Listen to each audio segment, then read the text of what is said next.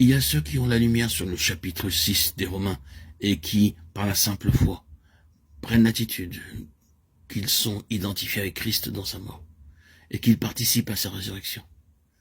Mais il est facile de voir qu'ils n'ont pas été de façon vitale unis par la conformité à sa mort. D'autres s'insurgent contre ceci, qu'ils appellent théorie, et disent qu'ils veulent quelque chose de plus, qu'ils veulent que le Saint-Esprit fasse une œuvre réelle en eux. Sur ce, le Saint-Esprit commence à leur enseigner ce que signifie être unis dans la mort avec Christ. Alors ils vont à l'autre extrême, ils restent autour du tombeau si longtemps qu'il n'y a aucune évidence de puissance divine, leur donnant de l'énergie pour marcher dans une victoire continuelle. N'oublions pas que la vie doit jaillir de la mort. Il est vrai que nous devons être plantés en lui dans sa mort d'une manière vitale, mais nous devons aussi être unis à lui dans sa résurrection. Quand vous êtes amenés à connaître sa mort, vous avez besoin de vous en remettre à lui pour qu'il vous donne sa vie, source d'énergie, ou bien vous serez sans pouvoir dans votre marche pratique.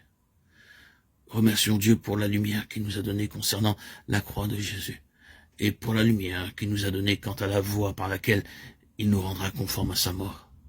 Mais assurons-nous que nous connaissons la puissance de la résurrection et la vie avec lui, dans une union vivante. Dans le moment de conflit le plus sombre que vous aurez à subir, dans l'heure de l'épreuve la plus dure à laquelle vous serez soumis, si vous êtes unis à lui, vous pourrez dire « Je suis avec mon Seigneur ressuscité au-dessus de cette situation, je refuse de lâcher prise, car je me tiens avec lui sur une position de victoire. Je crois en Dieu qui ressuscite les morts. » Ce n'est que de cette façon que la foi pourra mûrir jusqu'à devenir une foi qui vit et triomphe dans les impossibilités. Nous avons vu dans la résurrection de Christ que la mort n'a plus de pouvoir sur lui. Spirituellement, ceci sera vrai aussi de nous. Sommes-nous affectés par l'atmosphère de mort qui nous entoure? Dans la puissance de sa résurrection, elle ne pourra pas nous faire frissonner. Nous sommes unis à lui en tant que le vivant. Par conséquent, rien autour de nous n'aura de pouvoir sur nous. Rien ne nous entraînera en bas. Le manque de vie autour de nous ne nous refroidira plus. Mais en union avec le Seigneur ressuscité, nous dominerons par sa vie l'atmosphère de mort et nous serons ses messagers de vie pour les âmes agonisantes. Dans 2 Corinthiens 13, 3, 4, regardons brièvement la manière pratique de prouver la puissance de sa résurrection. Puisque vous cherchez une preuve que Christ parle en moi, lui qui n'est pas faible à votre égard, mais qui est puissant parmi vous, car il a été crucifié à cause de sa faiblesse. Mais il vit par la puissance de Dieu.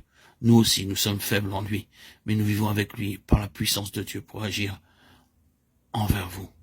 Pratiquement, nous devons être toujours faibles en nous-mêmes et savoir que sa puissance agit par nous, simplement en la voyant agir dans les autres.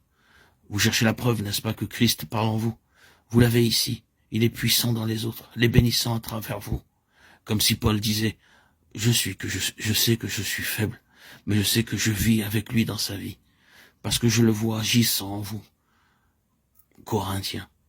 Nous connaîtrons la puissance et la vie de Dieu agissant en nous par ses effets, pour ainsi dire, dans les autres autour de nous.